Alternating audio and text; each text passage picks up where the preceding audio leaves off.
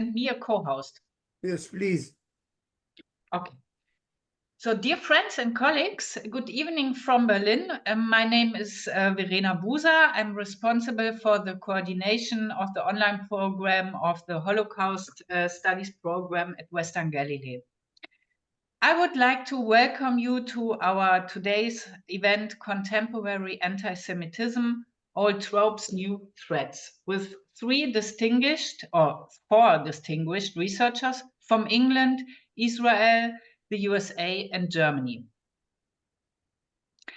So just a few sentences before we start. I am convinced that there cannot be enough of these kinds of events to shed light on the lies, propaganda, stereotypes, and one-sided views of the Israel-Hamas war. We live in times in which Jews worldwide, but also the state of Israel, are being targeted by anti-Semites and anti-Zionists, and the history of the Middle East is being rewritten. Israel is branded now as a white colonizing apartheid state that is committing genocide in Gaza and is regarded as the root cause of every single problem.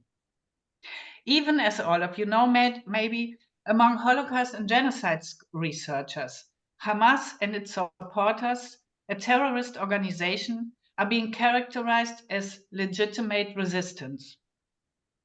Activists, also among the scholarly community, call themselves critical or progressive, but do not practice self-criticism, fuel anti-Semitism and hatred of Jews, and distance themselves by selling all these as criticism of Israel or the war. But the red lines between criticism or academia on the one hand and propaganda and ideology on the other hand have long since been crossed. You can be sure that many people here in Germany are thinking of the hostages and their families. Week after week and on the 7th of every month, for example, there are the so-called vigils against anti-Semitism in Berlin. Each and every time they are attacked, all under the guise of being against the war in Gaza. Today, we dive deeper into the background, the old tropes and new threats. And it's now my pleasure to introduce to you our today's moderator, Dr. Yossi Kugler. Yossi is currently working at Yad Vashem's International School for Holocaust Studies, where he has been for the past 10 years. His work involves developing courses and online materials on anti-Semitism and other subjects related to the Holocaust. He completed his PhD thesis at the University of Tel Aviv in 2022, where he analyzed Israeli attitudes towards anti-Semitism from 1948 to 1987. Earlier this year, he completed a postdoc fellowship at Yad Vashem's International Institute for Holocaust Research. His current research focuses on the attitudes of prominent figures in Israeli society towards anti-Semitism, including David Ben-Gurion, Ezekiel Kaufman, and Yehoshaphat Kabi. Thank you. And now, Yossi, the floor. I've pronounced it wrong. Yehoshaphat. But now, Yossi, the floor is yours. You can correct me. These names are very complicated. It's okay. Thank you very much, Dr. Bozer, and hello, everyone. I'm honored to moderate this important event on contemporary antisemitism. First, I would like to thank the organizers, the Holocaust Studies Programs at Western Galilee College, and the London Center for Study of Contemporary Antisemitism for organizing this event. I also want to extend my gratitude to all of you for joining us. I hope and I'm confident that tonight's discussion will be both insightful and thought-provoking. In recent decades, scholars studying antisemitism have often needed to justify why this phenomenon deserves careful academic attention. As early as the 1960s, the prominent Israeli scholar Shmuel Almog noted that antisemitism in general, not just its contemporary forms, was often not considered a serious enough subject to study. Moreover, research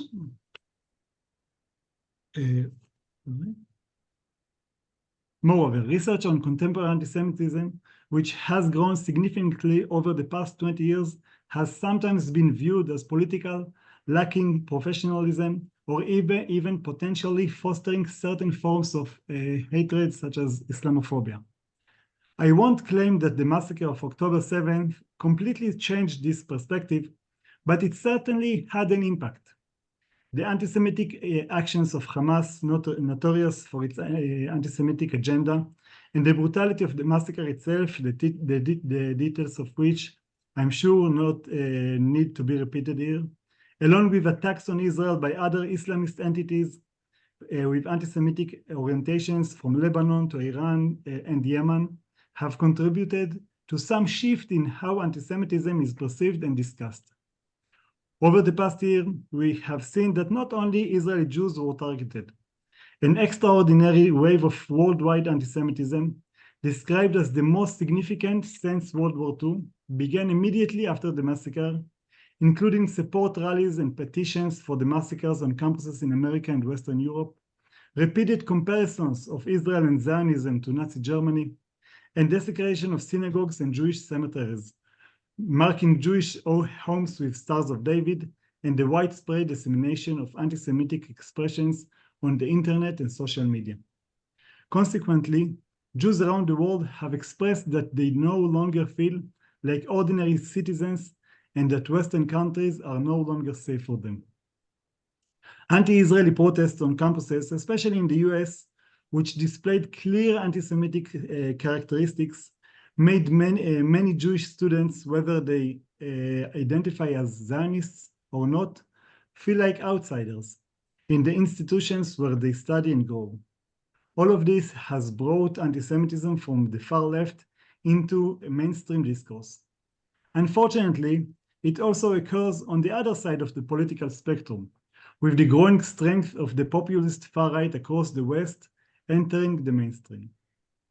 These recent developments have prompted even those who have long argued that focusing on anti-Semitism is unnecessary, too political, or polarizing, to reconsider and place new emphasis, perhaps for the first time, on the study and teaching of anti-Semitism. Tonight, we are joined by three distinguished scholars who have long recognized the importance of this subject and have worked tirelessly to raise awareness within their academic communities. Each one of them will have 20 minutes to present their insights on contemporary anti-Semitism, particularly in the context of October 7th and the subsequent global wave of anti-Semitism. After the presentation, there will be a short discussion. You are welcome to write down any questions for the speakers, and I will collect them. So, we will begin with Dr. Izabella Tabarovsky, a scholar specializing in Soviet anti-Zionism and contemporary left-wing anti-Semitism. She is a senior fellow with the Z3 Institute for Jewish Priorities and a research fellow at both London Center for the Study of Contemporary Anti-Semitism and ISGAP, Institute for the Study of Global Anti-Semitism and Policy. Dr. Tabarovsky has published widely on Soviet propaganda, its impact on current political discourse, and the persistence of anti-Semitic tropes in contemporary left-wing movements. Her work has appeared in various academic journals and media outlets, including Tablet Magazine and Jerusalem Post. The title of her presentation is Soviet Propaganda Tropes on American Campuses Today. Dr. Tabarovsky, the stage is yours. Thank you very much, and thank you so much for the organizers. Thank you for inviting me. It's really wonderful to speak to this audience. So we've all seen what's going on campuses today. So I want to talk about my view and the specific lens through which I look at it. So I want to give kind of an introduction to that, and then I want to show some slides, some specific pictures that I want us to look at.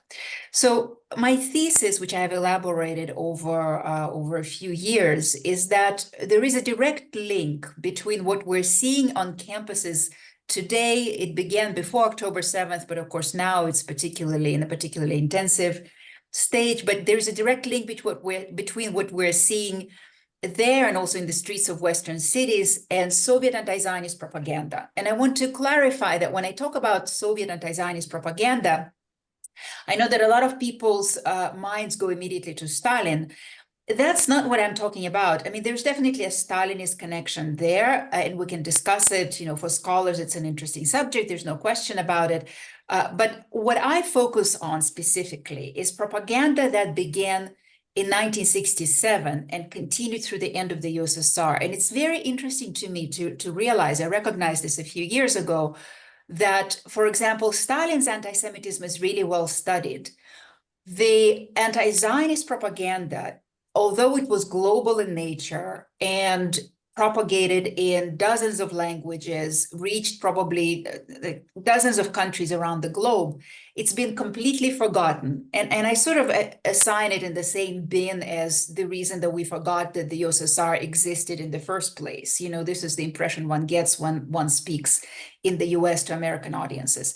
So from 1967 onward, the USSR directed masses of anti-Zionist material toward the Third World and the Western left. So it did so with the help of Western communist parties, which it subsidized to the tune of tens of millions of dollars. It did so via its extensive links in the Third World and with the Third World national liberation movements, with the non-aligned movements, and the national liberation movements, including the PLO and PFLP, terrorist organizations, but also the ANC in South Africa, Viet Cong in Vietnam, and others. It did so via the social bloc, in particular the GDR. It did so via diplomatic channels, wherever it was stationed, wherever it had diplomatic embassies. It did so with the help of the Soviet Academy of Sciences. It was very much involved in the development and distribution of this propaganda. It did so by co-opting multilateral institutions such as the UN and then various organizations and institutional structures associated with the non-aligned movement, as well as mass membership organizations such as the World Peace Council. It did so also via a massive number of conferences, symposia, youth festivals, exhibits, and other events that brought people together, brought like-minded audiences together, and which the amount of money and effort that was invested in it is something that really only a totalitarian state and a superpower could afford, which, you know, for which fighting Zionism was really a matter of critical ideological priority. So these conferences served to facilitate the construction of a Western left / Third World ecosystem where people like Angela Davis could meet Yasser Arafat, where Rob Malley, President Biden's former Iran envoy or envoy for Iran, could develop pro-Palestinian sentiments and connections. It was an ecosystem where the British left was very active, became drawn very early on, and a number of people whose names are really familiar to us today got somehow, they were, you know, they passed through this ecosystem and were influenced by it. And this includes George Galloway and Seamus Milne and Andrew Murrow. So the last two are former advisors to Jeremy Corbyn. So I want to make sure to emphasize before I continue that the Soviets were not the only force that helped to shape this ecosystem. There were, of course, all the various intellectual movements that were happening at this time in the West. There was the fascination with the Third World. We know about Frantz Fanon and all that. And there was, of course, also the Arab world's anti-Israel propaganda. And the Soviets were closely attuned to the mood in all these different circles. They had connections in all of them. They borrowed from them. They most certainly borrowed from Arab propaganda. And they knew very well about the intellectual currents among the Western left. And you can see it in the books that they published. They were very studious about documenting everything that they referenced, even though their footnotes are very, you can see how they distorted or decontextualized the original material, or sometimes completely really distorted it so that it meant something else than the original author. But you can see that they knew the names, you know, you can see who they quoted. But the special Soviet contribution was to take all of that and to synthesize it into sort of this unified theory and practice of anti-Zionism, which they then sold back to these groups as the perfected method to fight Zionism, imperialism, colonialism, etc. So it was a two-way process with each of these constituencies. And so when we look at the specific language of today's anti-Zionism, it essentially repeats word for word the slogans, tropes, motifs, and explanatory logic of Soviet propaganda that was produced at the time. And it was this that first attracted my attention to the subject. I realized I grew up in the USSR, and I realized, well, I've heard all of this before. Why am I hearing it in the United States 50 years later? So what this propaganda was doing was it equated Zionism with fascism, Nazism, racism, colonialism, imperialism, and apartheid. So all of these equations that perplex people today, and people are scratching their heads and are saying, how did they come up with this? Well, you see it in Soviet anti-Zionist literature already in the 1960s, and sometimes even before that. They propagated the Holocaust inversion. They may not have pioneered it, but they were the ones who really perfected it and multiplied it and mass distributed it around the globe. So Holocaust inversion, claiming that Palestinians were the new Jews and that Zionists were perpetrating a new Holocaust on the Palestinians. They went out of their way to claim that anti-Zionism is not anti-Semitism. I think it will sound familiar to us. They claimed that Zionists used accusations of anti-Semitism in bad faith in order to deflect from criticism of Israel. And they worked together with their Arab allies to put the Palestinian cause at the top of Western left's agenda. So all of this sounds very contemporary. And again, you see it already, you see the Soviets doing it already in the late 1960s, right after the Six-Day War. So the anti-Zionist material that the Soviets were producing fit into the overarching Soviet anti-Western, anti-American, anti-capitalist propaganda, which included, again, a lot the messages that we're hearing today on American campuses, which really drives people who grew up in the USSR crazy. It's like a Groundhog Day all of a sudden after decades of not hearing this. The whole anti-imperialist, anti-colonialist, anti-racist messaging. And just to be clear, when the Soviets propagated these messages, it was a very cynical use of real life issues. So the Soviet objective was to create an alternative sphere of influence, to build a global force that could compete for the hearts and minds of the world public opinion, right, against the United States.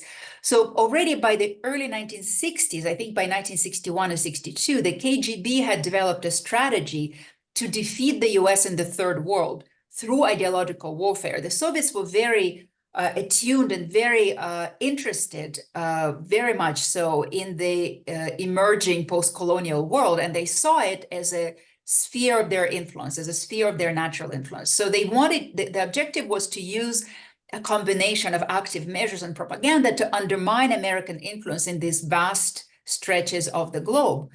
And that part of the world was seen as being on the rise at the time, gaining independence, and viewed as posing sort of, the non-aligned movement, is presenting a different kind of perspective and philosophy and strategy vis-a-vis the superpowers. So in pursuit of this strategy, the USSR co-opted the very real concerns of the newly independent countries and the non-aligned movement, the concerns about racism and imperialism and colonialism. The Soviets worked intentionally and consistently to subject these rising independent countries to its political, their agendas, to its own political and ideological interests. Hence, this propaganda messaging, which also allowed the Soviets to bring different, very disparate constituencies together under its wing as part of this ecosystem that they were developing. So, so the anti-Zionist aspect of this overarching anti-Western campaign began in 1967, because that's when the Soviets felt their foreign and also domestic interests threatened by Israel's victory in the Six-Day War, Israel's victory over Soviet trained and supplied and financed Arab armies. And this created a very big crisis in Moscow. And so at this point, Zionism rose to the top of Soviet ideological priorities. And the Soviet view of Zionism was deeply conspiratorial. Like, they viewed it in the very same terms as the Protocols of the Elders of Zion. and I think it was probably natural for them. The Soviet political culture was anyway very conspiracist, as totalitarian cultures tend to be. The KGB was very much a conspiracist kind of agency. So essentially, they and another agency, the International Department of the Central Committee of the Communist Party of the Soviet Union, which ran foreign communist parties and oversaw Soviet ideological campaigns, they believed that there was, in fact, a worldwide Zionist conspiracy against the Soviet Union and its socialist agenda. And so they presented it in this way. And when you analyze the tropes of this campaign, which we don't have time to do now, but you see that they essentially replicate the tropes and the logic of the protocols, simply substituting Zionists for Jews. And because Moscow perceived Zionism as such a big, overarching worldwide threat to the Soviet state, they threw massive resources into defeating this imaginary enemy. And this is when the anti-Zionist tropes, as we know them today, begin to appear in Soviet anti-Western propaganda. So this is the second half of 67. You already see it. Already, in fact, in August of 67, you see these tropes appearing. There are other scholars who have observed that it was precisely then, in the late 60s, that the Western left, which was very diverse, but Western left all of a sudden started speaking in these tropes. By around 73, essentially 1973, it was essentially, this was the language that Western left, hard left was using to speak about Israel and Zionism. So the connection there is clear. And what we're hearing today is really, really, really not new. And I think it's really important to understand it, because I think if we don't understand it, we think that what we're hearing today is perhaps an invention of, I don't know, the activists in Berkeley, California. But in fact, we're dealing with something far more complex and sophisticated, and something that the Western left adopted in the late 60s and 70s and solidified in the 80s. If you look at the leftist publications in the 1980s, you can see them speaking about Israel and Zionism in the very language that we're hearing today. I apologize. I'm having some cat fight in the back of in the next room to me. So this language and this campaign. Excuse me. Do you mind if I take a look? I apologize. I really apologize. I'm very sorry.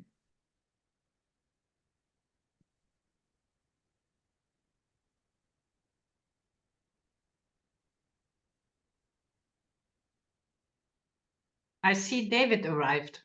Yeah. Welcome.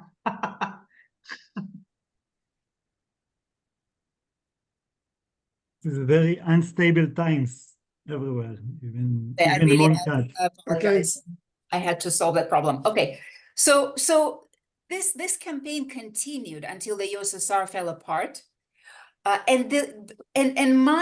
believe that this language just remained in the on the margins, right, in the far left kind of consciousness and discourse, and then it got resurrected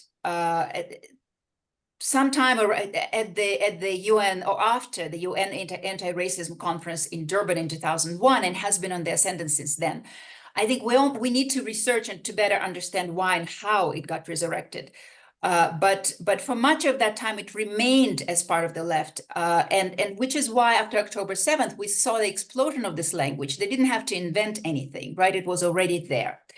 So why this language is so, why has it had such a long life? I mean, I think the reason is perhaps similar to why the conspiracist anti-Jewish language, right, anti-Semitic conspiracy theory is alive. It taps into something in people, and this particular language demonizes Zionism and Israel so completely that there is really no need to invent anything else. It allows them to unite various constituencies under the same umbrella. So this is more or less what I wanted to say before I show you some slides. But before we go to the slides, I also want to say that, of course, there are some new things that we're hearing today. So they aren't many, but there are some. And the main new thing that we're hearing today is the chant from the river to the sea, Palestine will be free. this is a recent addition to the genre, and what makes it new, fundamentally new, is that it calls for the elimination of the state of Israel. The Soviets actually never said that. They never called for Israel to be eliminated. They were very careful about it, and even though they financed the groups and the states that wanted to eliminate Israel, they themselves were very careful to say that Israel, of course, has a right to exist. We're not against Israel. We just want to de-Zionize it. We think that the Zionist regime that is oppressing the Jewish people in Israel and the Arab people in Israel needs to be eliminated, and then everything will be okay with Israel. So today we are in a different stage. Today the left feels ready to say and feels comfortable saying that Israel shouldn't exist at all, which sometimes I quip that this is, in a way, the Western left without Soviet supervision. So let me show you some slides. Verena, am I allowed to share screen? Yeah, I can you're see that already again. close. Great, excellent. All right. Okay, can you see it?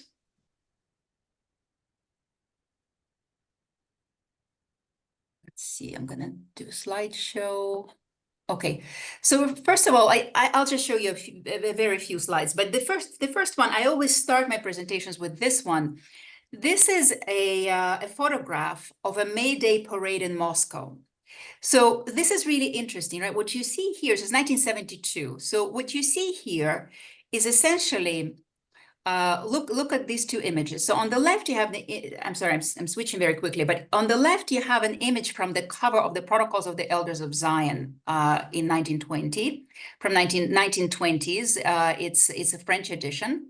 And on the right, you have this Soviet kind of three-dimensional portrayal if you don't read French or Russian, you actually had an advantage here. If you do read them, ignore the words, and then you can see that this is actually the same image, right? An obviously Jewish face with large, stereotypically Jewish nose, a Jew as a spider, right? Simultaneously superhuman and kind of a lowly creature, right? And a creature that we want to get away from.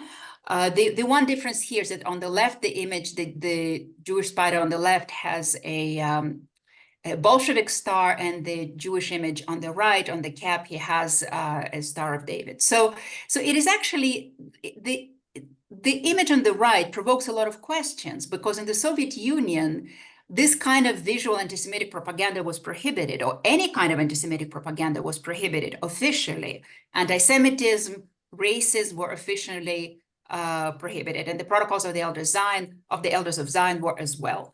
And yet you have this, and you have this image. This is another, it's a Soviet cartoon that appeared also in the 1970s. It's a very anti-Semitic image. I don't think I need to explain why to this crowd. But what makes these acceptable in Soviet eyes, in the eyes of Soviet authorities, is that the words. So on this image on the right, it says Zionism is a weapon of imperialism, so which therefore justifies this kind of anti-Semitic image. And here you have a spider, across its back, it says Zionism as well. So this is, this is not unlike what we're seeing today, right? This is kind of at the heart of the discussions or arguments, heated arguments that we have today, when people claim, well, anti-Zionism is not anti-Semitism. But of course, when you use anti-Semitic tropes and call it anti-Zionism, that doesn't change the anti-Semitic messaging. I just want to show you a few slides to show you specific actual Soviet propaganda. This is just in English. This is just a few brochures that I have.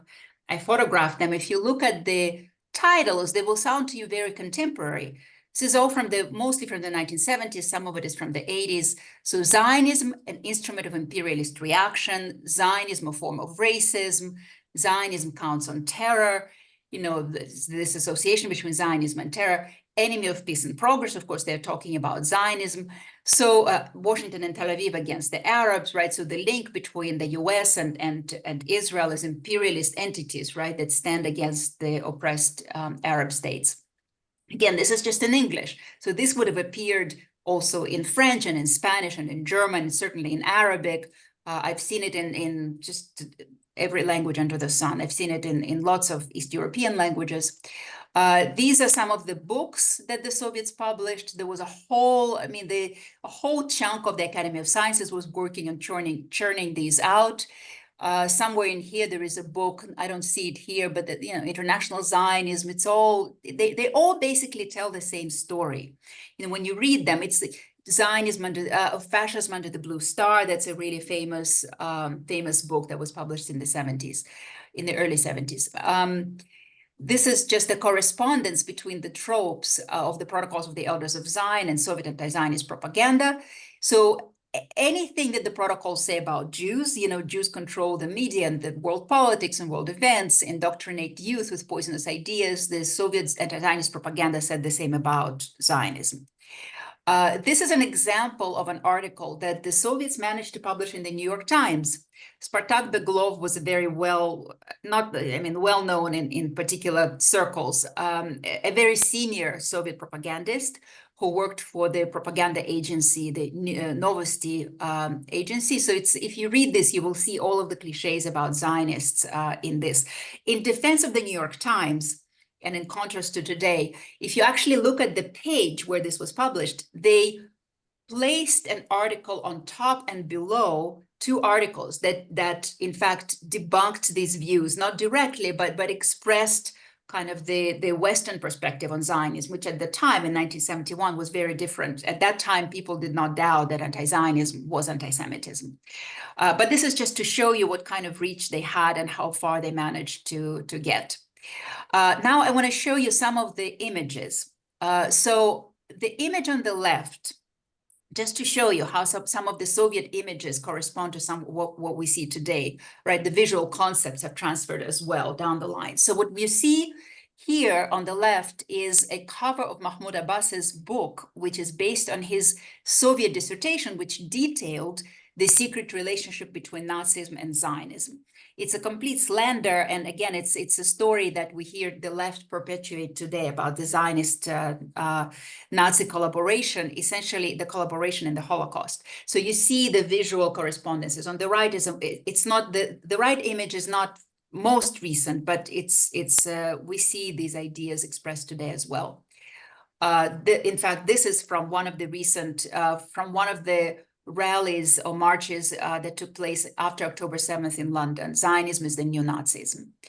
Now the next few slides are very interesting. So this here is, I took this from a photograph of a brochure that was distributed on American campus, I think at Yale during the last fall's, or during the spring's Gaza encampments wave. So we're not going to look closely at it, but it repeats that same story. Isabel, just please start wrapping your presentation. Yes. Yeah. Can I take another 5 minutes? 3 minutes. Okay, sounds good. So here you have a literature that is being distributed among American students, repeating that old Soviet story, manufactured story about the Zionist-Nazi collaboration. I really want to point this out. So this appeared on the website called the People's World, which used to be the name of the communist publication. What is Zionism? It appeared a month after October 7th by Hyman Loomer. So this book, this publication serialized in 3 parts, a book written by this guy, whose picture you see here, called Zionism, Its Role in World Politics. It was published in 1973. It's a mistake here, not in 71, in 73. What the editors don't tell their readers, and you can tell from the introduction that they anticipate the readers to be young Americans, is that Hyman Loomer in 1971 went to Moscow and requested help from the International Department of the Central Committee with preparing a book about Zionism. He was a very senior operative in the Communist Party, in the US Communist Party, CPUSA, wrote on Jewish issues. And they granted him this help. They organized meetings for him. They gave him materials. We know about it from a memo that was declassified and is actually available in English. It's available to anyone to read. But so he went back, he had his meetings, he came back, he published his book. So you can see how literal Soviet propaganda gets resurrected for today's American young people, right? In the wake of October 7th. I mean, this, I have to say, it makes my blood boil. Let me show you one more example and then we'll finish. We'll wrap up on that. So this is happening this fall. So a couple of colleges, a Central College in Kentucky and the Department of German Studies at the University of Washington is running a 3-part series showing films about Palestine and Palestinians made in the GDR in 1980. And, you know, there is nothing wrong with showing films like this, of course, in an academic environment, except that their framing is that these are, let me just read you very quickly what it says on the right. This film series, Voices of Resilience, Palestine in the GDR, Germany Today, aims to showcase Palestine's rich cultural tapestry, enduring resilience and diasporic roots in Germany. Through a curated selection of thought-provoking documents, the audience will explore the Palestinian people's diverse landscapes, traditions, and struggles, etc., etc. There is zero awareness that in 1980, a film about Palestinians made in GDR would have been a propaganda production, probably co-production of Stasi and the GDR and the KGB, and as Jeffrey Hirsh details in his book, Undeclared Wars with Israel, GDR was a really critical participant in the war, literal physical war against Israel, support for terrorism, and in the propaganda against Israel. This is being presented to American students today. This Cold War propaganda. So I'll stop here and happy to answer questions during the Q&A.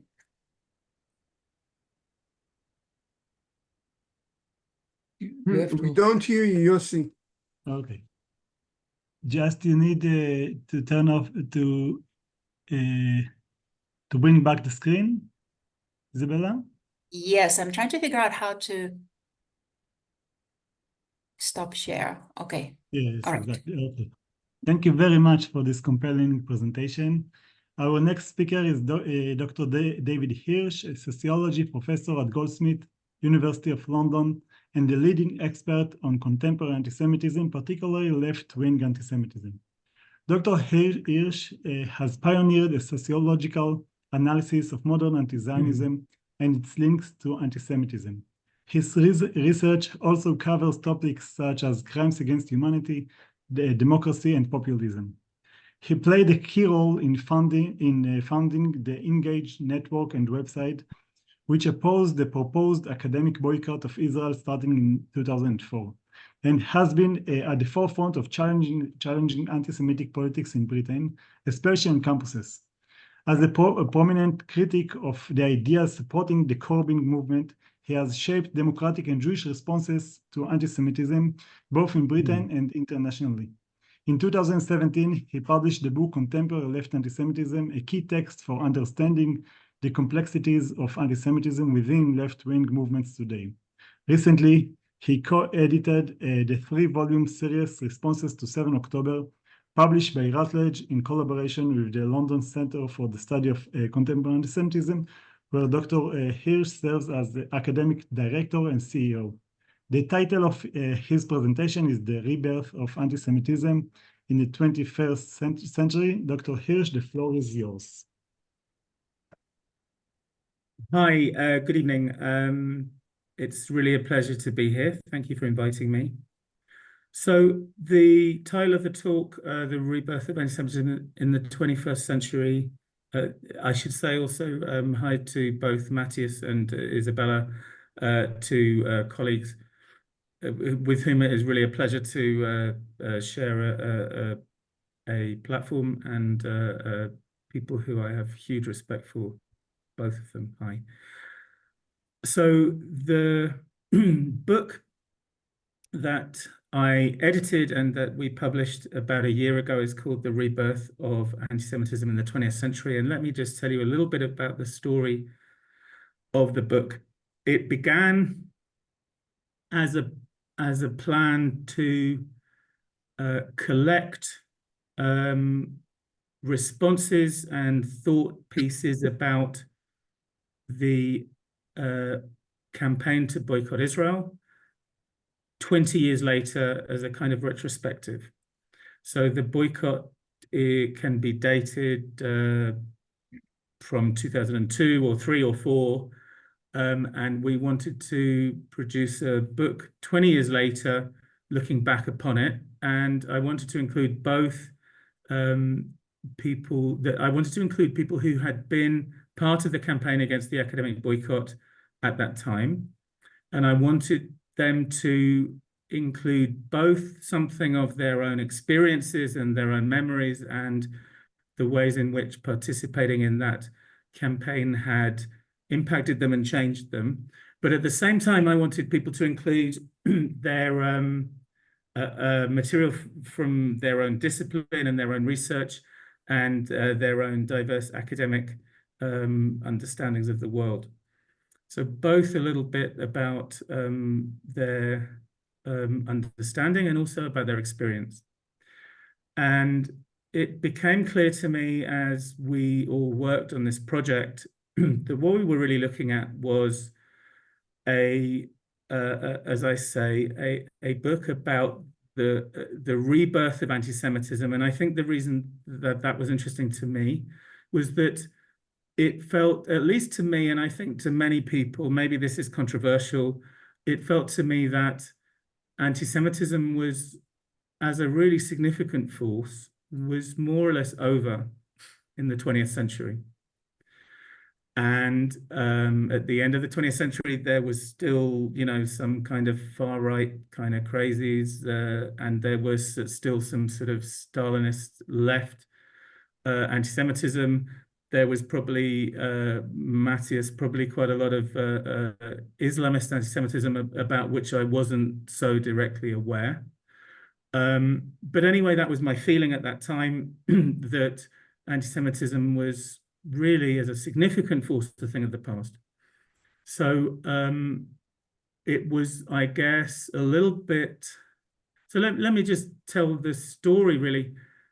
In 2001, at the beginning of the 21st century, there were 3 events that were symbolic and interesting, and perhaps mainly with hindsight, or perhaps at the time. The first was what probably was the kind of final end of the peace process, at least of that peace process between the Israelis and the Palestinians. People will date the collapse of the process at any time, really, at which they themselves became completely disillusioned, which might be back to 1994 and the assassination of Yitzhak Rabin, or any time up until really the final effort, which was really doomed to failure at Taba in 2001 in January. So the end of the peace process. Some months later, in August 2001, there was the Durban World Conference Against Racism. And the Durban Conference is very interesting. Firstly, it was really big. It was an NGO conference, a non-governmental organization conference in the cricket ground at Durban in South Africa. And there was about 20,000 people milling around that conference. There was also a huge youth and student conference, and there was also an intergovernmental conference. And at the Durban conference, there was a formidable campaign to define Zionism as the key form of racism on the whole planet. Now, after apartheid had been defeated and sorted out, and the venue of the conference being in the former apartheid city of Durban was relevant. And I think the story of Durban has not been properly told, and I would actually really like to tell it.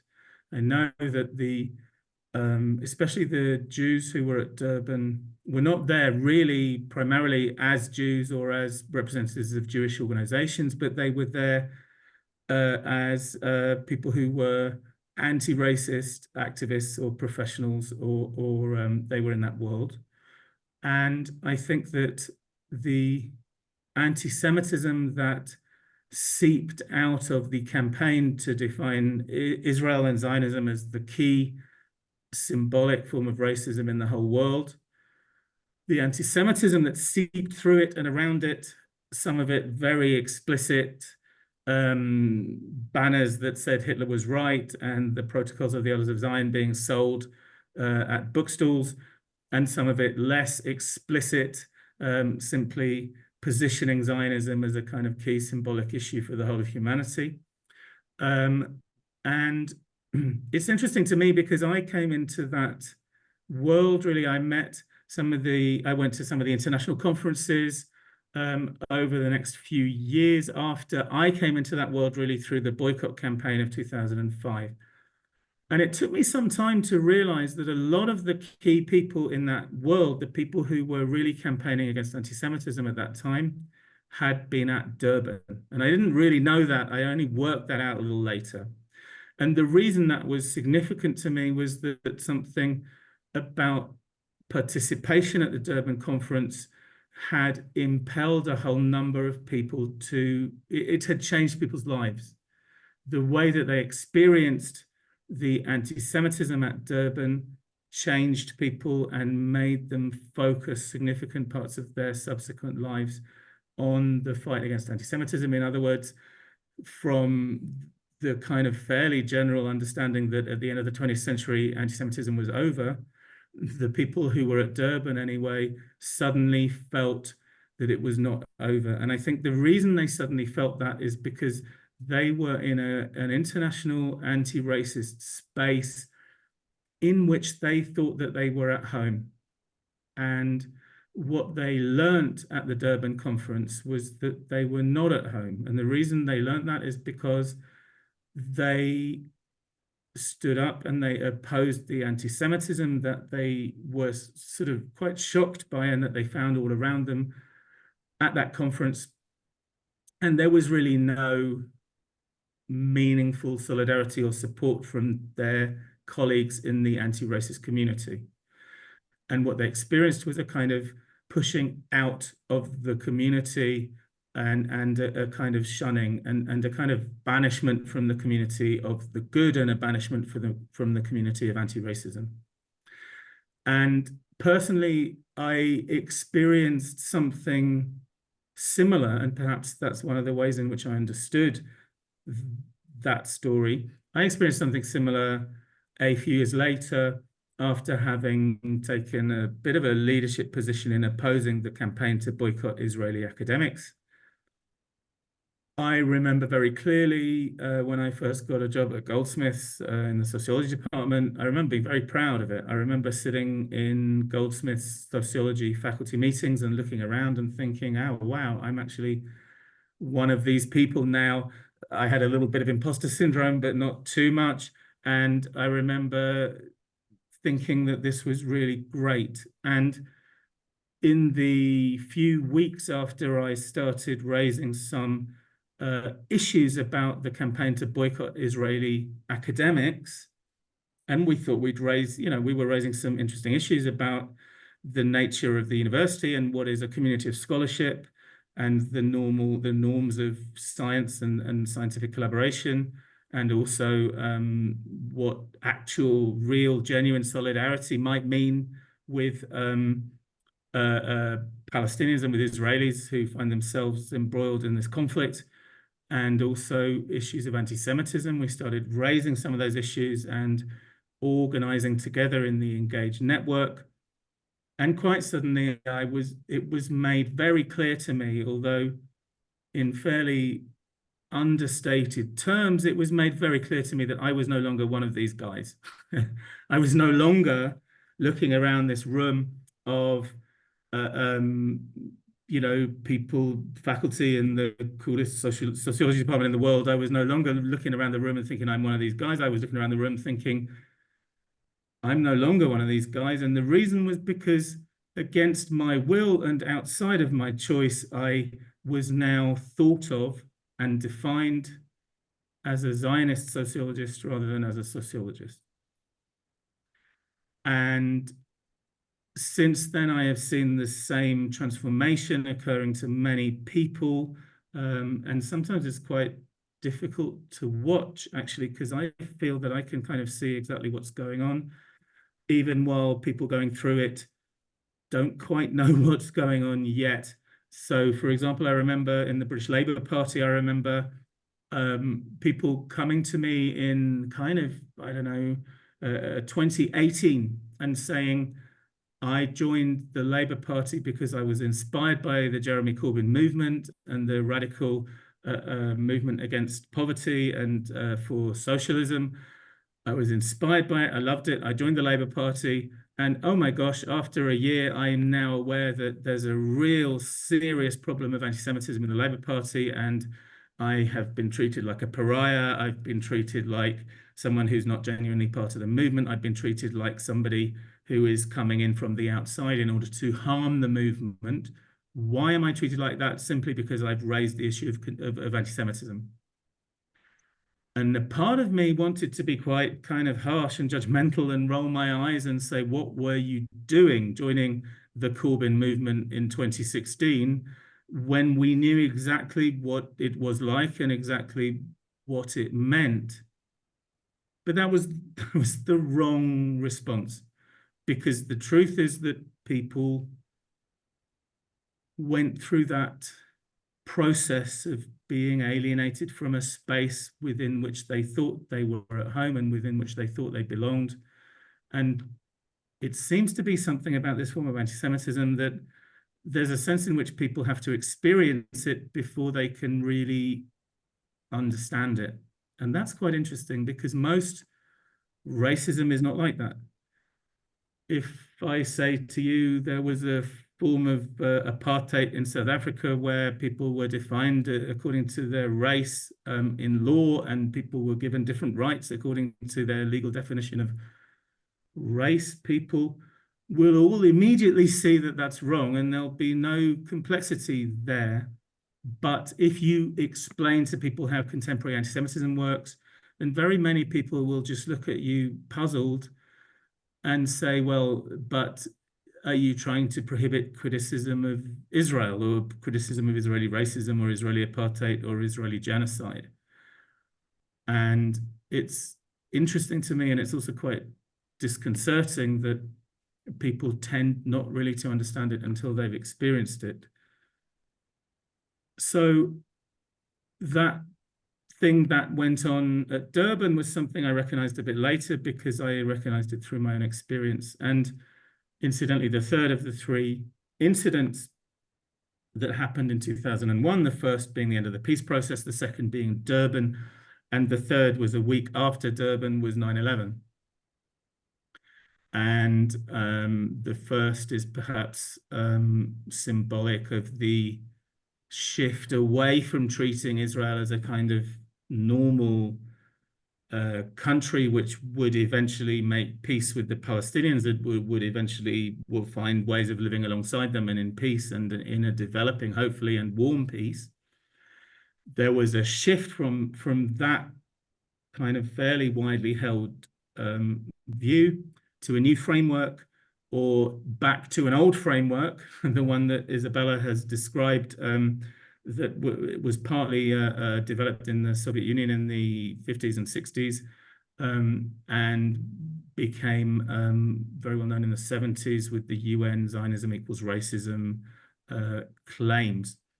So in the 80s and the 90s, things I think were a little better, and Israel was less demonized than it had been. But in 2001, there was a really strong and formidable campaign to bring the world back to the 1970s, to the Zionism equals racism way of thinking, and also to make Israel into the apartheid state, which had two consequences, one of which was to make Israel a kind of symbolic, unique evil in the whole world. And the other was as a shortcut to the policy of boycott, because everybody knows that the correct thing to do with an apartheid state is to boycott it, irrespective of the fact or the question about to what extent the boycott of apartheid South Africa was actually the key thing that brought down apartheid. So 2001 was a particular year in a kind of symbolic sense of it became clear that something was happening, that there was an anti-Semitism which was kind of becoming reborn and becoming important and was spreading throughout the kind of UN fora, throughout international law fora, throughout the NGO fora, throughout the left, throughout the student movement. And in some ways, it took a little while actually to kind of percolate down from Durban, but I feel that Durban in the end has had quite the success. Whether or not it's actually Durban that was the key thing here, Durban is certainly can be seen as a symbolic moment in that process.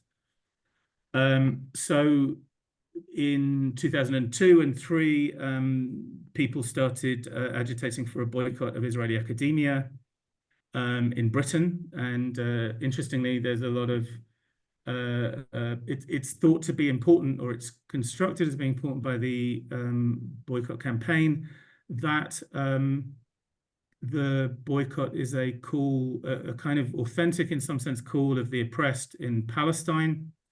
The truth is that the boycott was really put together by mainly anti-Zionist Jews, actually, in London.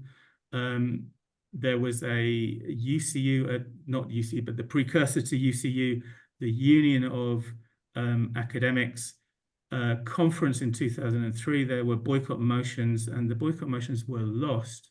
And one of the key boycott activists was happy to give interviews to the papers and saying one of the reasons we lost is because we did not have a call from the oppressed for our boycott. And what they did then was to go out into Palestine and to kind of construct, you know, quite an artificial way, this call from the oppressed. And in fact, at that time, neither the Palestinian Authority nor the PLO, nor in fact Hamas wanted to call a boycott of Israel, and they weren't that bothered. So they constructed a whole load of what they called civil society organizations, which would be the legitimacy for the call for the boycott. And the reason that was important to them was because of this analogy with the ANC, with the African National Congress in South Africa, which portrayed itself actually not as one stream of opinion, not as one party in South Africa at that time, but it portrayed itself as the voice of the nation. So they tried to kind of copy that, and they came back in 2005 with boycott motions, and they won some of them and they didn't win some of them. And in fact, we had quite a lot of fun finding a way to call a recall conference, and in fact to have the boycott voted down in 2005, and we were quite pleased with ourselves. But of course, it is the way these things that these motions to boycott Israeli academics came back. I think there was some, they came back the next year and the year after. And the coalition that we had put together to defeat the boycott came back and said to us, well, we're not going to do all that again. You know, we joined with you to defeat the boycott, but we're not going to do this every year.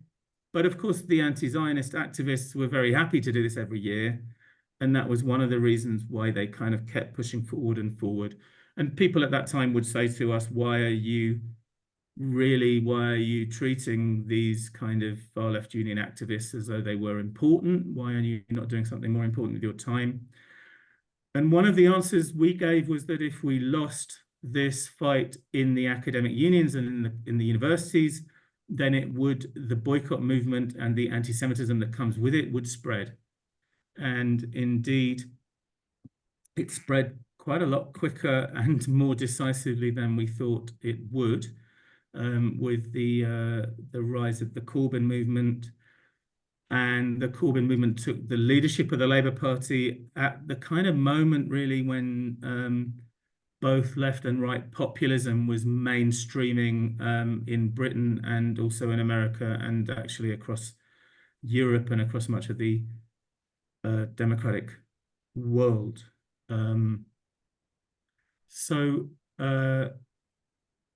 This book was a retrospective from a number of different points of view and from a number of participants, and I'm quite proud of it. And it occurs to me now that, in a way, I didn't do much with this book, and I didn't do much kind of talking about it or pushing it or asking people to buy it. And the reason for that in hindsight is pretty clear, is because the book was published pretty shortly before the 7th of October 2023. And whereas I think the book does a pretty good job of explaining why and how the world was ready to respond to the 7th of October in the way that it did, our attention was really diverted by those events and by the aftermath of those events. And also we at the London Centre for the Study of Contemporary Antisemitism, and with the co-editorship of Rosa Freeman, we put out a call for contributions to a book of responses to 7th of October. And so we kind of moved on very quickly to, in a sense, a new world, and in a sense, a new book. And it is a really interesting question to me about what exactly was new on the 7th of October, because a lot of people felt and feel that it was absolutely a watershed moment and that many things were new and many things were changed. And I kind of felt that too. But I also was trying to work out exactly what. So, for example, I was very aware that there had been invasions of Israel, not by people with Toyota pickup trucks and parachutes, but by 5 Arab League armies in 1948, and by the Arab League again in 1967 and in 1973. And we always said that if those invasions had been successful, then perhaps they would have really endangered Jewish life in Israel. And I think a lot of people really felt that we were somewhat exaggerating, and that, really all the Palestinians wanted was to live in peace and democracy and alongside Israelis. And then on 7th of October, one of my responses, or one reasonable response, would be to say, well, look, now you understand what it is that we were worried about. Now you can see what it looks like when,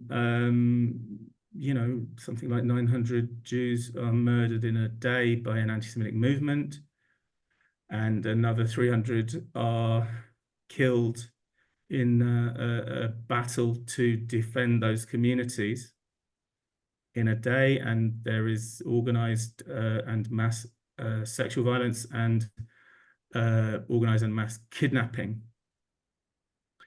But that isn't what happened. It isn't that people looked at, that's an exaggeration actually, because a lot of people did look at that and say, oh gosh, yes, now we understand what you were worried about.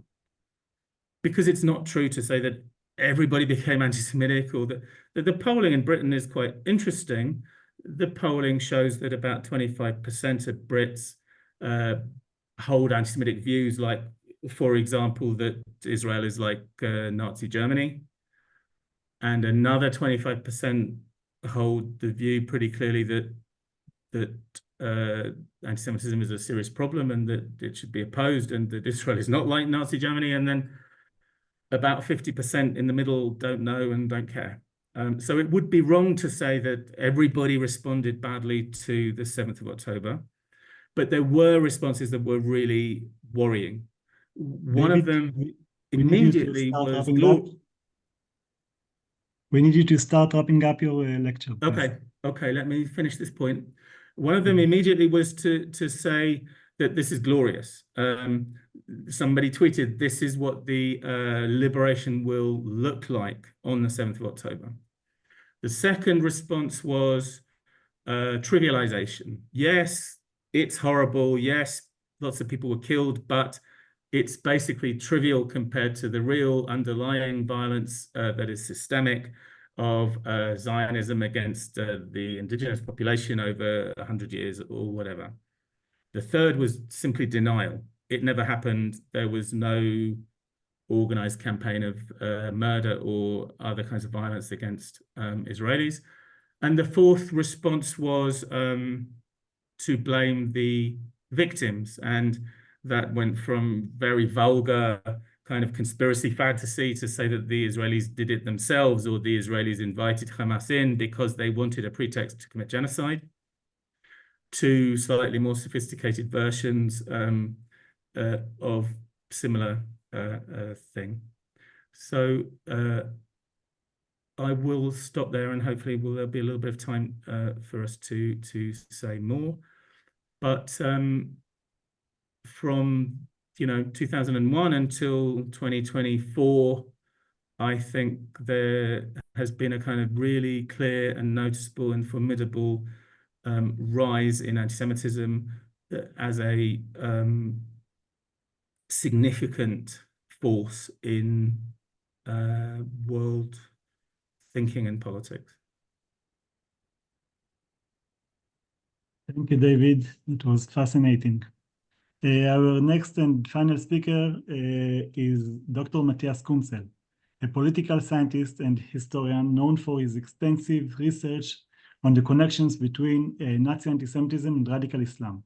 Since 2001, his primary research has focused on anti-Semitism in contemporary Islamic thought, the intersections between Islamism and Nazism, and the impact of Western policies towards the Middle East and Iran. Dr. Küntzel's notable books include Jihad, the Jew Hatred, Islamism, Nazism, and the Roots of 9/11, and most recently, Nazis, Islamic Antisemitism in the Middle East, which examines the ideological roots of groups like Hamas and the continuing influence of Nazi propaganda in today's Middle East. He is a member of the German Council on Foreign Relations and serves on the advisory board of United Against Nuclear Iran. His writings have been translated into 16 languages and published in leading international publications, including the New Republic, the Wall Street Journal, the Israel Journal of Foreign Affairs, and Die Zeit. The title of his presentation is October 7 and the Shoa. Over to you, Dr. Küntzel. Okay, thank you very much, Yossi. Thank you very much for inviting me. Our event is titled Contemporary Anti-Semitism, Old Tropes, New Threats. This seems to me a bit outdated. Today, it should be called Old Tropes, New Massacres, because that is what happened on October 7. Hamas created hell on earth, as you all know. They murdered within a few hours 1,200 Jews or friends of Jews and kidnapped 250 innocents. This was not a new Holocaust, as some claim, and Hamas is surely not the equivalent of the Nazi Party. But the massacre of October 7 is nevertheless connected to the Shoah in several ways. In the first part of my talk, I will mention some of these connections. My second part discusses the failure of the international community. My last part deals with the future of Holocaust education. So I start with connections between 10/7 and the Shoah. First, there is a personal level. As the Israeli playwright Yoshua Sobul put it, I quote, "It was like a Holocaust experience for the Israelis, even though it affected fewer people, but it had the smell of it," end quote. And of course, the massacres of entire families, the mutilations, the most brutal rapes and tortures were intended to revitalize precisely this trauma, the memory of past pogroms and the Holocaust. This was not just a war, it was the announcement of extermination. The Jews were to recognize that there is nowhere safety for them. Secondly, there is a historical level. The Holocaust as an example and incentive. While the majority of humanity views the murder of 6 million Jews as a colossal crime, in the Islamist milieu, we find people openly describing the murders as a brilliant achievement by the Nazis that should be repeated. A prominent example is the preacher Yosef al-Qaradawi, who died in 2022. At the time, He was the most important and most popular leader of the Muslim Brotherhood, the organization whose Palestinian branch Hamas considers itself to be. These are the words al-Qaradawi shouted out to the millions of viewers of the television channel Al Jazeera in early 2009. I quote, "Throughout history, Allah has imposed upon the Jews people who would punish them for their corruption. The last punishment was carried out by Hitler. He managed to put them in their place. This was divine punishment for them. Allah willing, the next time will be at the hand of the believers," end quote. Qaradawi thus claims that the Jews brought about the Shoa because of their corruption. However, Hitler succeeded in punishing them. Furthermore, while the murder of millions was divine punishment, it was not enough. A further punishment is necessary, this time to be meted out by the Muslims. So, in all seriousness, Qaradawi announced a new Holocaust and the end of Israel as a religious mission and Allah's command. This outburst is not an isolated case. In their definitive study of Arab responses to the Holocaust, Meir Litvak and Esther Webman report that, I quote, "Justification of the Holocaust was not confined to marginal or radical circles and media, but appeared among mainstream producers of culture and did not arouse any significant criticism or condemnation in the Arab public discourse," end quote. And indeed, also in 2009, virtually no one protested against Qaradawi's statement. My third line of continuity refers to the ideological history of Hamas. Its parent organization, the Muslim Brotherhood, was already receiving Nazi money from Berlin in the 1930s. Nazi agents devoted themselves to educating the Muslim Brotherhood's leadership, organizing joint Palestine meetings and training sessions on the Jewish question. Newly discovered archival sources, you will find them in my most recent book, reveal that the highest level of the Nazi leadership took a keen interest in this collaboration between Nazi agents and the Muslim Brotherhood. I quote, "And likewise, Goebbels had spoken about it with much praise," we read in one of these sources. As early as 1937, 11 years before the foundation of Israel, a pamphlet entitled Islam and Judaism was published in Arabic that combined the Jew hatred of early Islamic sources with elements of European anti-Semitism. Hajj Amin al-Husseini, the Mufti of Jerusalem, is named as the author. The Nazis would subsequently distribute it in the Muslim world in large quantities in different languages. Then, in April 1939, the Nazis began to radio broadcasts in Arabic that would disseminate Goebbels' anti-Semitic anti-Zionism in the Arab world on a daily basis until April 1945. These Arabic programs, documented and analyzed by Jeffrey Hirsh, were broadcast from the shortwave transmitter in Seesen, a town south of Berlin, and were characterized by two peculiarities. On the one hand, the German radio broadcasters discussed themselves as devout friends of Islam. On the other hand, the programs from Berlin were characterized by rapid anti-Semitism. I quote, "Kill the Jews, burn their property, destroy their business, wipe out these dastardly helpers of British imperialism," was a message that came from Berlin in Arabic when Rommel's Panzerarmee Afrika advanced on Cairo in 1942. For the Arab world, this 6-year nightly barrage by the Nazis proved to be a caesura that divides the history of the Middle East into a before and an after. It promoted an exclusively anti-Jewish reading of the Quran. It popularized the anti-Semitic myth of a world conspiracy, and it shaped a genocidal rhetoric against Zionism. Decades later, the seed sown by the Nazis and Islamists would sprout.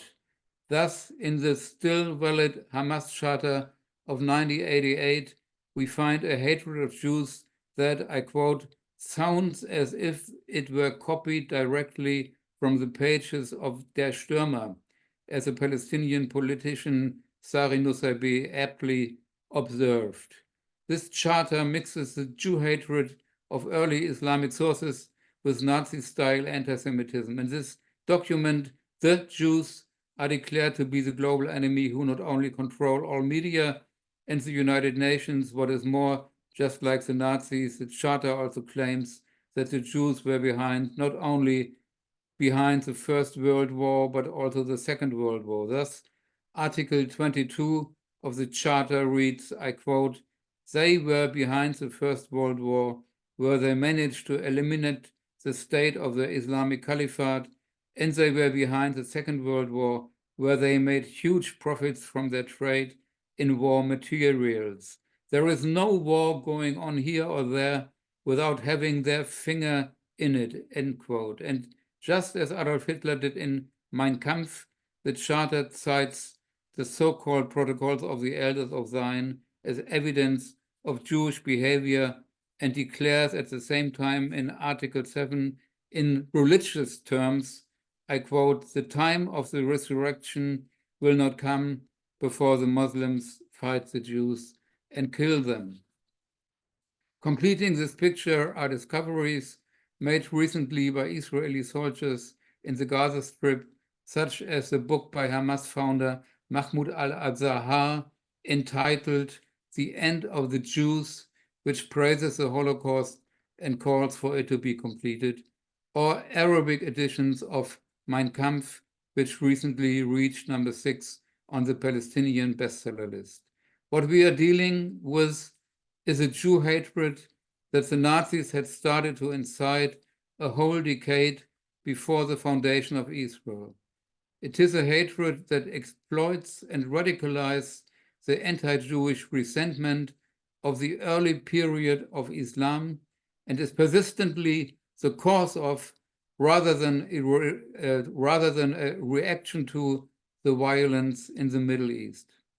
This hatred is directed against all Jews, even those most strongly committed to reaching an agreement with the Palestinians, as was the case with many of those slaughtered on October 7. And it is directed against anything Israel does. Hamas official Ghazi Hamad has clearly stated that massacres like that of 7 October will be continually repeated until Israel is destroyed. And it is absolutely certain that if Israel's military forces had not intervened on that day, the Hamas commandos would have gone on killing endlessly. And what happened afterwards? How has the global public and the West, in the light of the experience of the Shoa and 40 years of Holocaust education, reacted to the 7th of October? This is the subject of the talk I will be giving on Wednesday next week, also as part of an LCSCA event. I come to my second part, the failure of the world. That this new mass murder of Jews could not be prevented results from a failure by the Israelis and the Western world, and indeed of the international community as a whole. For advance notice had been given for what happened on October 7th. Hamas has never concealed its murderous plans. On the contrary, it has proclaimed the murder of Jews to be a religious duty. Let me quote former Interior Minister in Gaza, Fatih Hamad, I quote, "We must attack every Jew on planet Earth," he declared in 2019 in a speech broadcast by the Hamas television station Al-Aqsa. Quote, "We must slaughter and kill them with Allah's help. We will lacerate them and tear them into pieces, Allah willing," end quote. And here is what Yahya Sinwar, the mastermind behind the October 7 attack, said at the end of 2022, quote, "We will come to you with countless missiles. We will come at you in a boundless flood of soldiers.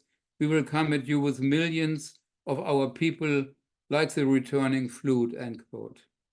The global public, however, which annually commemorates the Holocaust, does not want to know anything about such statements or the threats in the Hamas Charter.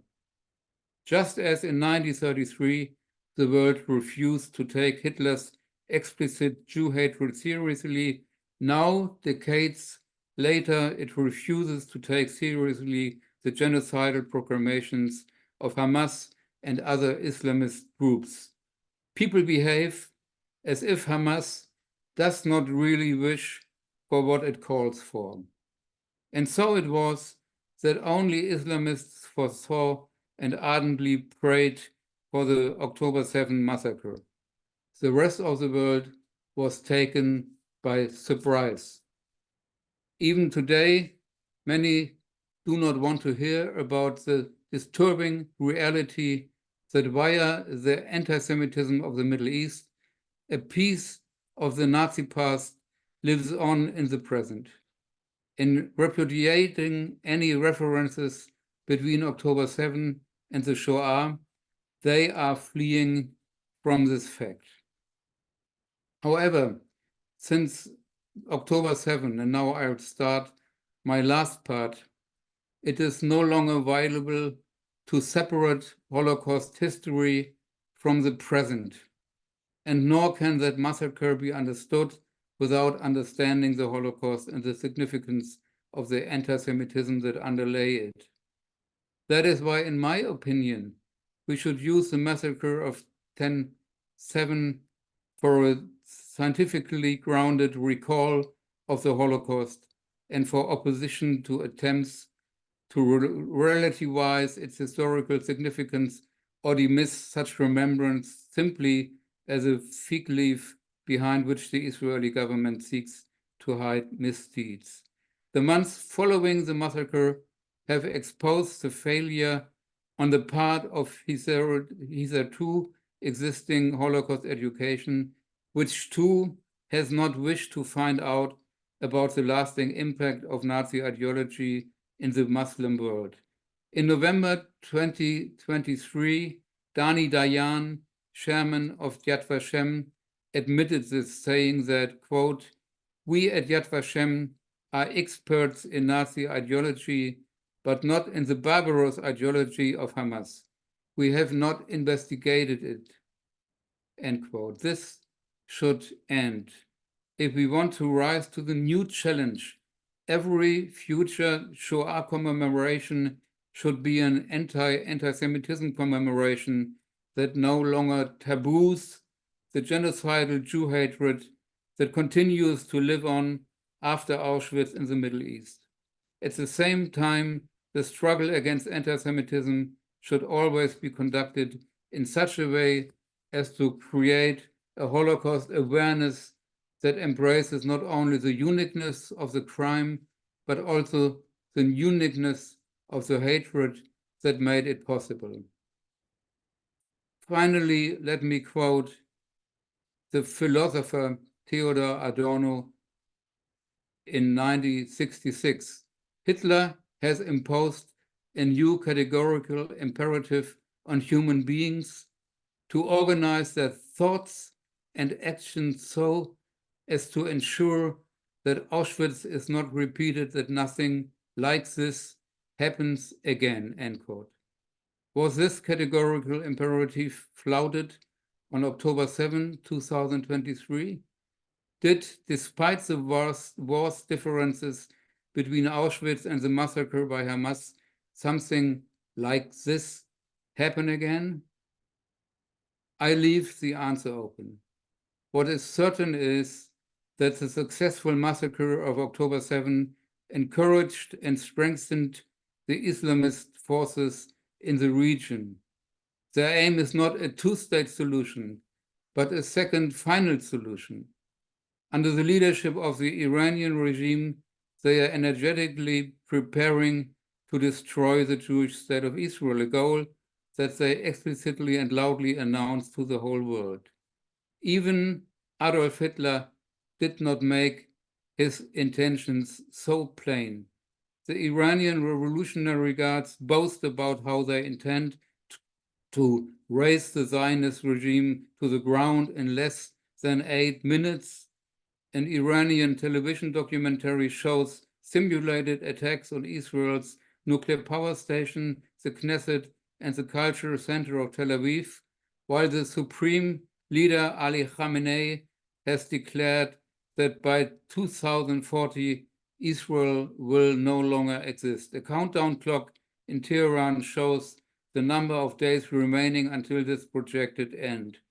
These Islamists are doing their utmost to ensure that something like Auschwitz really does happen again. Will humanity, following the Holocaust and the 10/7 massacre, fail once more instead of putting a stop to Jew hatred in good time?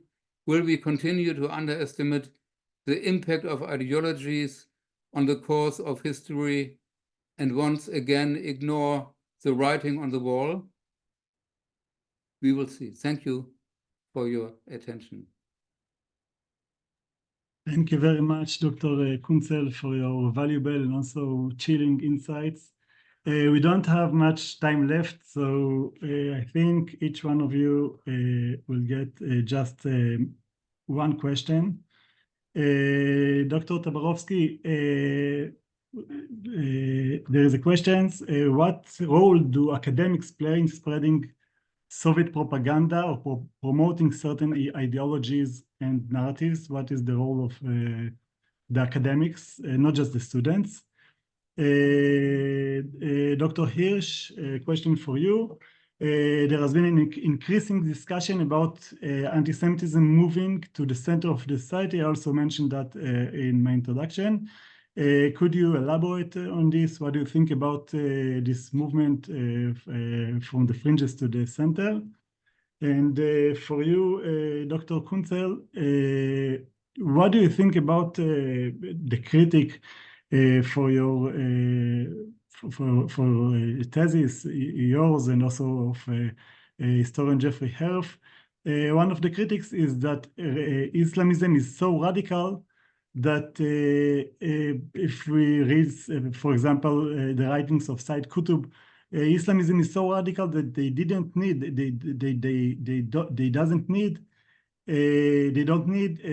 the Nazis for the view of killing Jews. They could come up with this by themselves. They didn't need the Nazis because their ideology is so radical. So, Dr. Tabarovsky, let's start with you.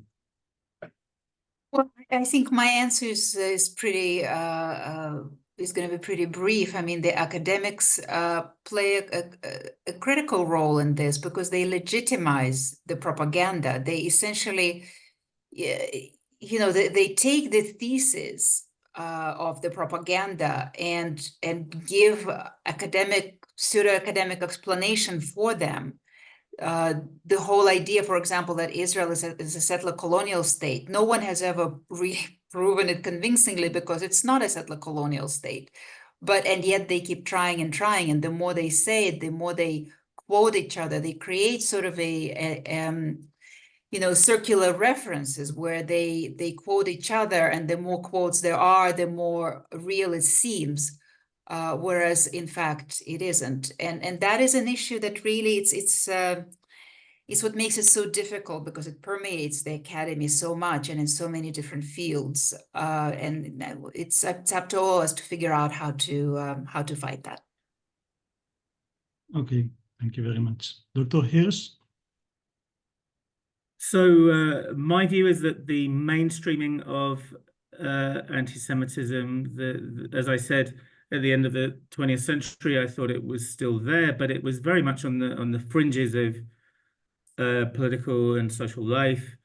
And the process that I've been worrying about and watching ever since through the boycott debates and the rise of anti-Zionism and the Corbyn movement, and now 7th of October and the aftermath is a process of mainstreaming. And it's not a kind of catastrophe in my view. It's not a sort of crisis. It's not suddenly that we're living in sort of 1939 or something like that. But in my experience, it's been a kind of relentless, slow, steady march away from us. And that's bad enough, I think. And one does not know exactly where it's going to go or where it's going to end up, but it has not been going in the right direction. And I think since the 7th of October, one can see some real new and clear manifestations of mainstreaming. For example, I was always one to roll my eyes a little bit when people kind of declared that the BBC was anti-Semitic. I always thought, well, sure, there is anti-Semitic, rhetoric sometimes on the BBC, but the BBC is a very big organization and it doesn't have a single kind of culture, and it reflects the world that it sits in, all of that. But since the 7th of October, I have found it really, really difficult to listen, for example, to the daily main Radio 4 news program on the BBC. It has felt like their telling of what has happened since the 7th of October has made it almost impossible to really understand what's been going on. They kind of try to tell the story only through unjust and terrible things happening to civilians, and only through that, really. So they're not telling the story of the attack and the story of the war and the story of the war between Hamas and Israel and the sort of the strategy and tactics and the development of that war. That story hasn't been told, but it's been replaced with a story really of numbers of casualties. And they've never talked about the proportion of those casualties that are combatants, but it's just a kind of ever increasing number of people who are dead and who are innocent and civilian and who didn't deserve it. And of course, there are many people who are civilians and who are dead and who didn't deserve it. But if you only tell those stories, and then you cannot communicate what is actually going on and what is the problem. There was a moment a little while ago now where the CST figures were published of anti-Semitic incidents, and the CST said there has been a really significant rise in anti-Semitism since the 7th of October in Britain. And it made the front page of a couple of the main newspapers, and it was a main talking item on the Radio 4 flagship program. And my first response was to say, well, look, how bad can things be if anti-Semitism itself is at the very top of the news agenda? And then I kind of thought again, and I listened to the BBC treatment of it, and I realized that there was something really strange going on, which was that on that day, the BBC interviewers were saying, oh my gosh, isn't it terrible that there's all this anti-Semitism? And on every other day, they were going, oh my gosh, isn't it terrible that the Israelis are murdering children deliberately and committing genocide? And it occurred to me kind of obviously that if you say that every other day, then you cannot be surprised when people then respond to the overwhelming majority of Jews who in one way or another identify with and support Israel. You cannot be surprised if people begin to treat Jews like they are responsible for child murder and genocide. And that was the weirdness, that the Radio 4 guys were kind of shocked. Oh my gosh, isn't this terrible? How can we possibly explain this anti-Semitism? And they had absolutely no way of understanding their own part in the creation of it. And that kind of thing seems to me to be really indicative of the mainstreaming of anti-Semitism. There's one other thing. I mean, I think the new Labour government is absolutely a different political faction from the Corbyn faction, of whom it is a factional enemy. But I think that there are three things that I'm worried about that they have done. One of which was to change the old government's position, which and they've now said that if there are ICC arrest warrants put out for Israeli leaders for genocide, then they will respect them.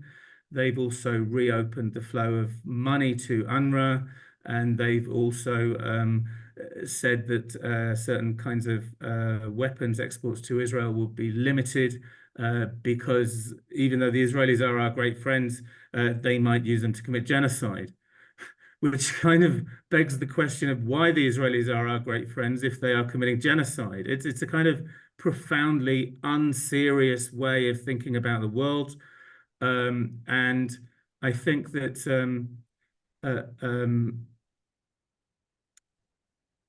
it's just a kind of, you know, pork barrel politics that they're just kind of giving a bone to each side. And then yesterday, Keir Starmer appeared at the Het Holocaust Education Trust annual dinner and made what I think looks to be a really good speech.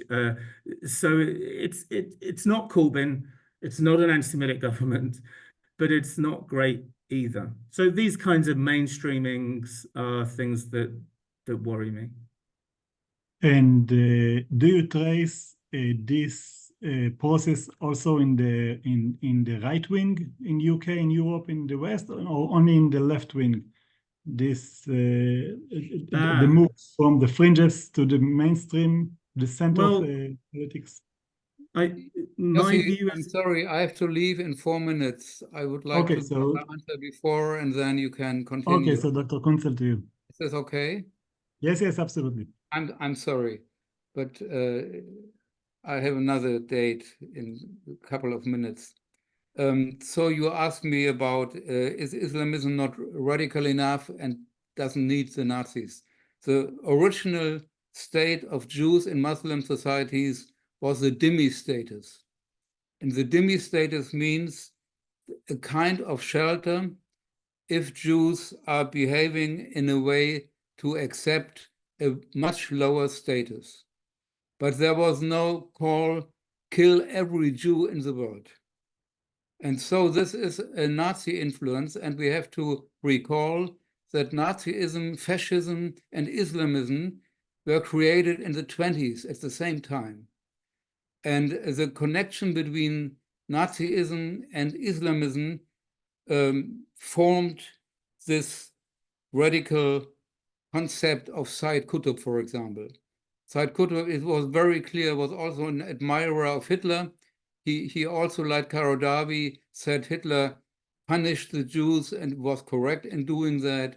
So Sayyid Qutb is already an effect of the cooperation of Islamism and Nazism in the very early times of the 30s.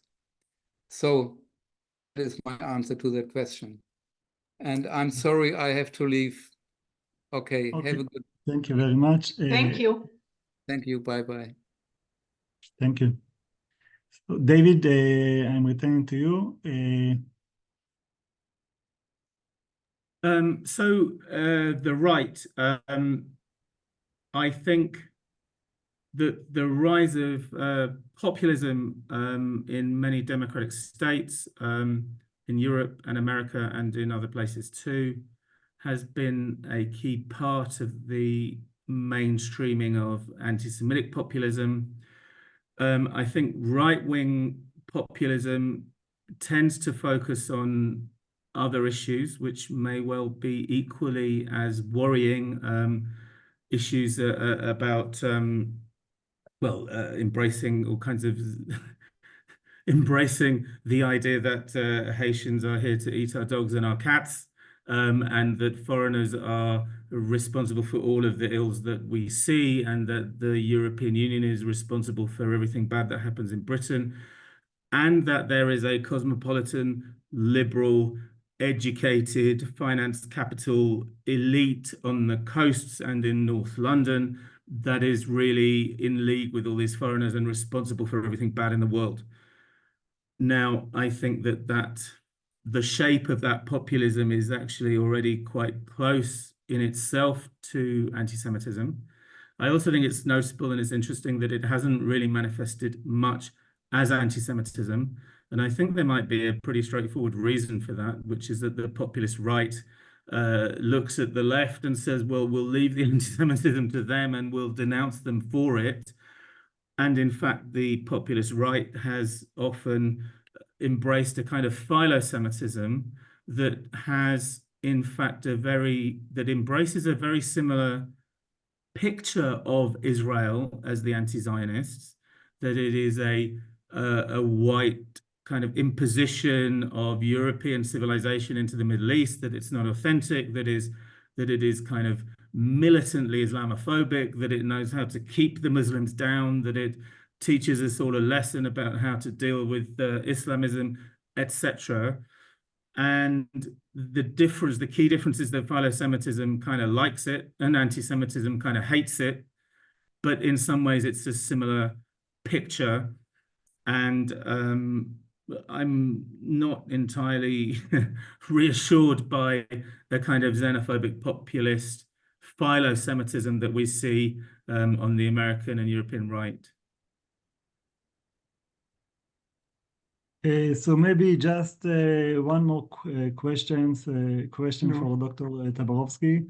Someone asked here, what is your opinion about Dara Horn's book, People Love Dead Jews? What do you think about his book? Unfortunately, I think Dara is correct. I mean, if that's what people are asking about, you know, we are ready to commemorate massacres, but when actual Jews are being killed in real time, the world has a hard time recognizing what's going on. So I think that Dara was definitely onto something with that book. Okay, so I think we will conclude here our event. I would like to thank the organizers once again, the Holocaust Studies Programs at Western Galilee College and the London Center for the Study of Contemporary Antisemitism. I would like to thank our three distinguished speakers and to thank all of you. I wish everyone a good night, better days, and good news. Thank you very much. Thank you. Thank you. And Boaz will say something now. Okay, Boaz. Sorry. As usual, I will conclude. First of all, thank you to the speakers. We've been honored really to have you, three of you here. And I'm really happy for the cooperation with the center in London. There were two questions in the questions that I would like to relate to very swiftly. One was, how do we in the Holocaust commemoration centers address the amount of hate mail we are receiving, and what should we do with it? Where should we put it? Should we close our comment sections? Or should we engage with this? The other question was, we gave Holocaust education for many, many years, and it seems it didn't work as a stop to anti-Semitism. So maybe I will connect the two and I'll say, if someone thought that talking about the Holocaust will solve the problem of anti-Semitism, it may have been true in the 60s or right after the war, not right, but let's say 15 years after the war.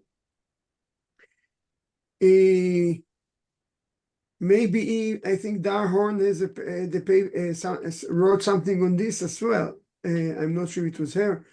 That maybe it's the other way around. We told everyone how Jews were killed and murdered and hated, and maybe some people thought, well, maybe there's something to it. So I will say that we have to treat this as two different issues. One, we have to teach the Holocaust and we have to commemorate it and to make sure it's not forgotten, because this is a massive crisis of humanity. This is not only something done to the Jews. It was done to the Jews, and we will not Jew wash it and leave it only de-Judaize the Holocaust. This is mainly an event done to the Jews, the final solution, and we will talk about it. And we will teach about it because it's not only important for us Jews, it's important for humanity. This is one thing. The other thing is that we have to accept that maybe this will not stop anti-Semitism. That these are two stories. And we will have to address anti-Semitism, whatever the way is, aside from working on Holocaust memory, and we have to accept that Holocaust memory is not like the magic solution, making people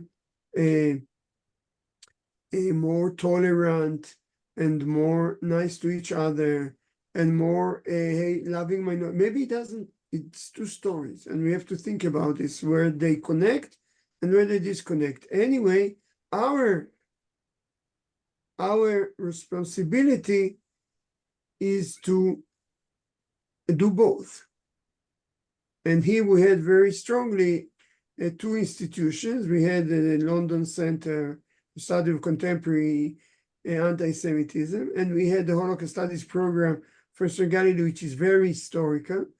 And I think we put something together that is thought-provoking and eye-opening, and maybe will help us find a way to move on with it. So thank you very much, everyone.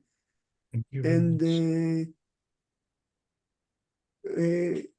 you will probably see the information on our next event for Kristallnacht, which will be in the end of October. And so thank you very much, everyone. Stay safe. Thank you very much. Thank you very much. Thank you.